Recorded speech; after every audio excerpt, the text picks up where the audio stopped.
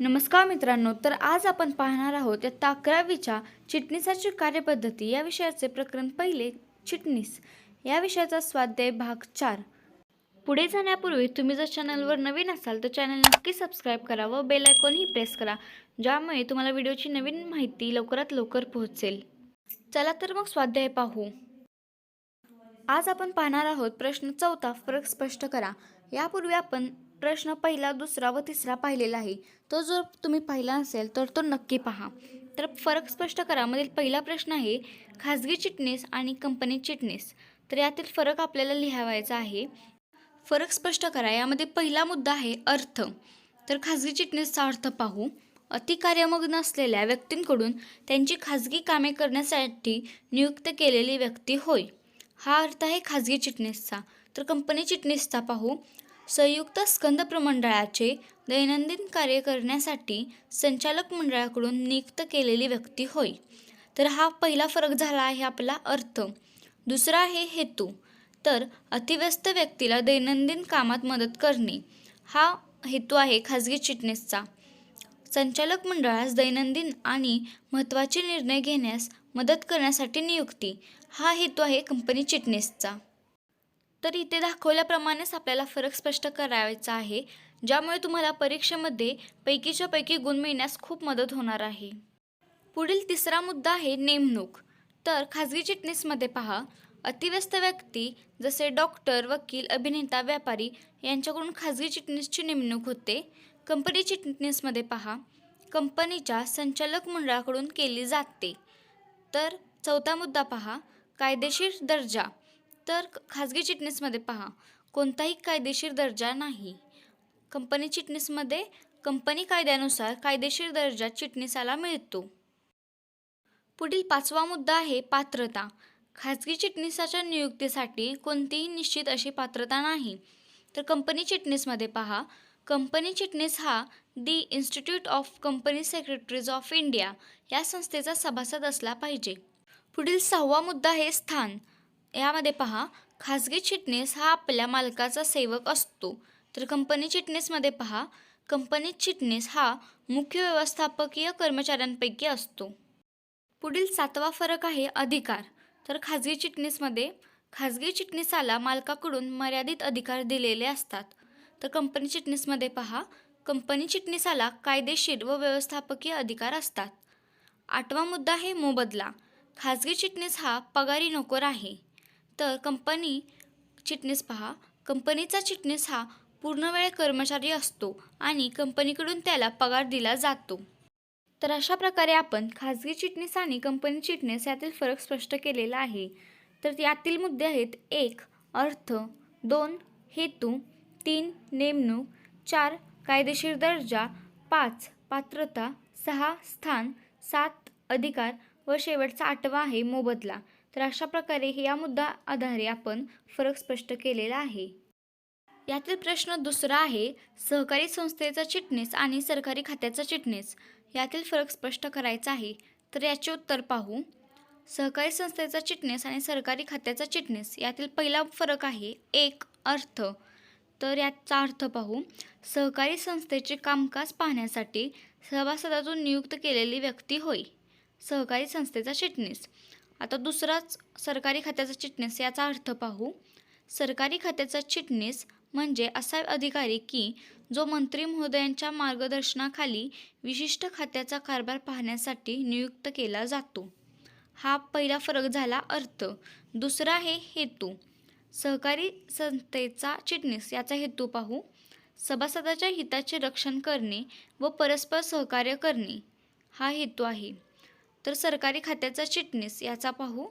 संबंधित खात्याच्या मंत्र्यांच्या नियंत्रणाखाली प्रशासकीय कामे करण्यास मदत करणे.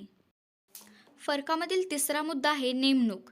तर पाहू, सहकारी संस्थेच्या व्यवस्थापकीय समितीकडून केली जाते सहकारी संस्थेच्या चिटणीसाची नेमणूक. तर सरकारी खात्याच्या चिटणीसचं पाहू, केंद्र सरकार किंवा राज्य सरकारकडून नियुक्ती केली जाते. चौथा फरक आहे कायदेशीर दर्जा. तर सहकारी संस्थेच्या चिटणीसाला सहकारी कायद्यांनी कायदेशीर दर्जा चिटणीसाला दिला आहे. सरकारीमध्ये पहा, सरकारी खात्याच्या चिटणीसाची नियुक्ती ही खात्यामार्फत केली गेल्यामुळे त्याचा कायदेशीर दर्जा मिळतो. पुढील 5वा मुद्दा आहे पात्रता. तर सहकारी संस्थेचा चिटणीसची पात्रता पहा. कायद्याने कोणतीही शैक्षणिक पात्रता निर्धारित केलेली नाही. तर सरकारी खात्याचा चिटणीस हा भारतीय प्रशासकीय सेवेतील अधिकारी असला पाहिजे. 6वा मुद्दा आहे स्थान.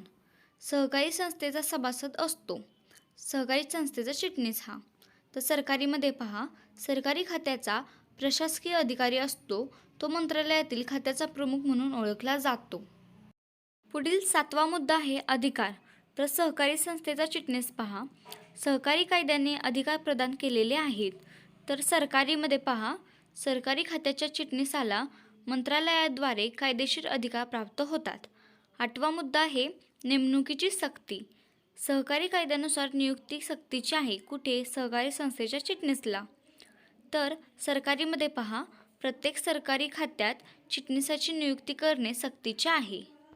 तर अशा प्रकारे आपण सहकारी संस्थेचा चिटणीस आणि सरकारी खात्याचा चिटणीस यातील फरक पाहिलेला आहे पुढील मुद्द्यांच्या आधारे. यातील पहिला मुद्दा आहे अर्थ, दुसरा हेतू, 3 नेमणूक, 4 कायदेशीर दर्जा, 5 पात्रता, 6 स्थान, 7 अधिकार व 8वा मुद्दा आहे नेमणुकीची सक्ती. फरक स्पष्ट करामधील पुढील तिसरा प्रश्न आहे कंपनी चिटणीस आणि सरकारी खात्याचा चिटणीस. तर याचे उत्तर पाहू. तर इथे कंपनी चिटणीस व सरकारी खात्याचा चिटणीस यातील पहिला मुद्दा आहे 1 अर्थ. कंपनी चिटणीसचा अर्थ पहा. संयुक्त स्कंद प्रमंडळाचे दैनंदिन कार्य करण्यासाठी संचालक मंडळाकडून नियुक्त केलेली व्यक्ती होय. हा आहे अर्थ कंपनी चिटणीसचा. तर सरकारी खात्याचा चिटणीस पहा. सरकारी खात्याचा चिटणीस म्हणजे असा अधिकारी की जो मंत्री महोदयांच्या मार्गदर्शनाखाली विशिष्ट खात्याचा कारभार पाहण्यासाठी नियुक्त केला जातो. तर दुसरा फरकाचा मुद्दा आहे हेतू. संचालक मंडळास दैनंदिन आणि महत्त्वाचे निर्णय घेण्यास मदत करण्यासाठी नियुक्ती. हे उत्तर आहे कंपनी चिटणीस याचे. तर सरकारी खात्याचा चिटणीसचा दुसरा हेतू पहा. संबंधित खात्याच्या मंत्र्याच्या नियंत्रणाखाली प्रशासकीय कामे करण्यास मदत करणे. पुढील तिसरा मुद्दा आहे नेमणूक. तर कंपनी चिटणीसमध्ये पहा, कंपनीच्या संचालक मंडळाकडून केली जाते नेमणूक. तर सरकारी खात्याच्या चिटणीसची नेमणूक पहा.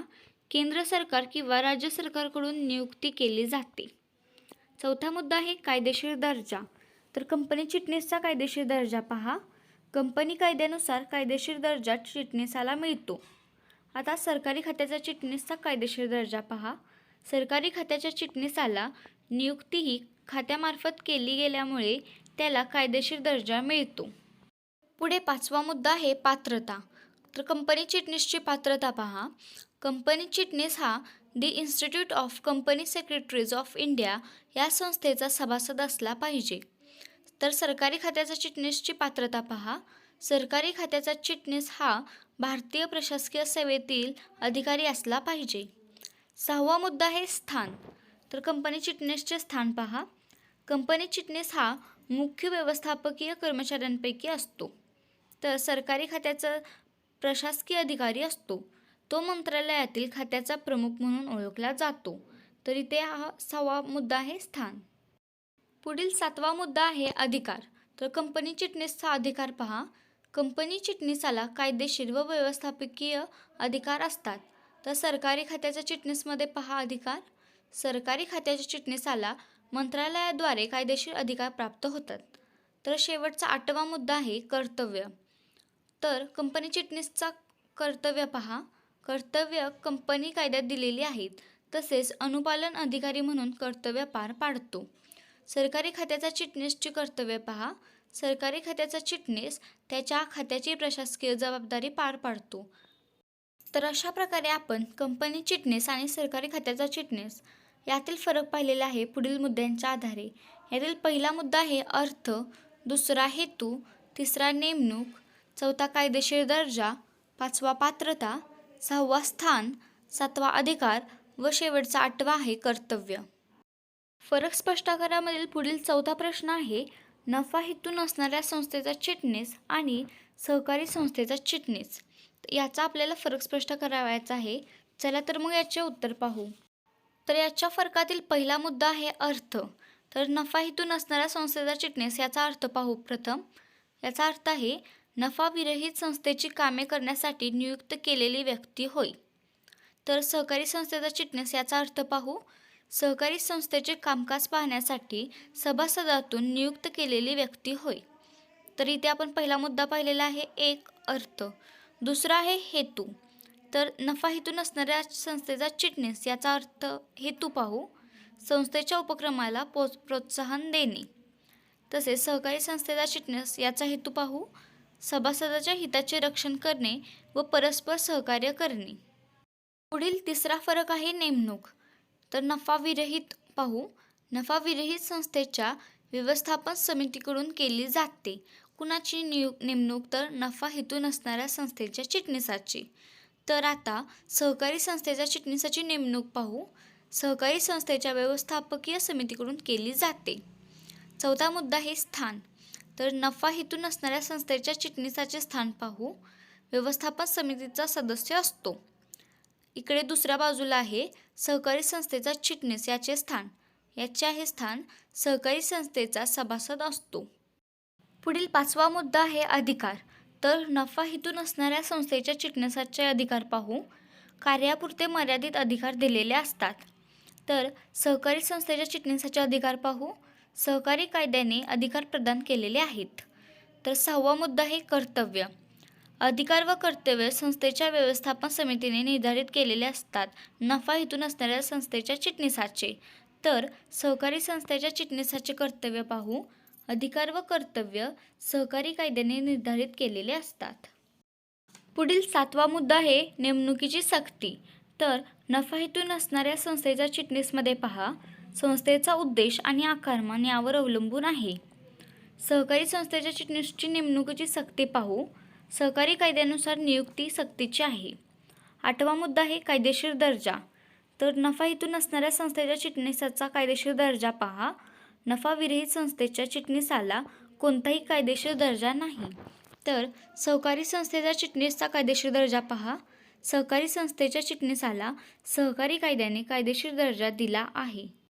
तर अशा प्रकारे आपण नफा हेतू नसणाऱ्या संस्थेचा चिटणीस आणि सहकारी संस्थेचा चिटणीस यातील फरक पाहिलेला आहे पुढील मुद्द्यांच्या आधारे. त्यातील पहिला मुद्दा आहे 1 अर्थ, 2 हेतू, 3 नेमणूक, 4 स्थान, 5 अधिकार, 6 कर्तव्य, 7 नेमणुकीची सक्ती व शेवटी 8वा आहे कायदेशीर दर्जा. तर अशा प्रकारे आपण पहिला प्रकरण 1 चिटणीस या प्रकरणाचा स्वाध्यायामधील प्रश्न 4 फरक स्पष्ट करा हा पाहिलेला आहे. अशाच नवनवीन व्हिडिओसाठी आपल्या चॅनल नक्की सबस्क्राईब करा व बेल आयकॉनही प्रेस करा, ज्यामुळे तुम्हाला नवीन व्हिडिओची माहिती लवकरात लवकर मिळेल.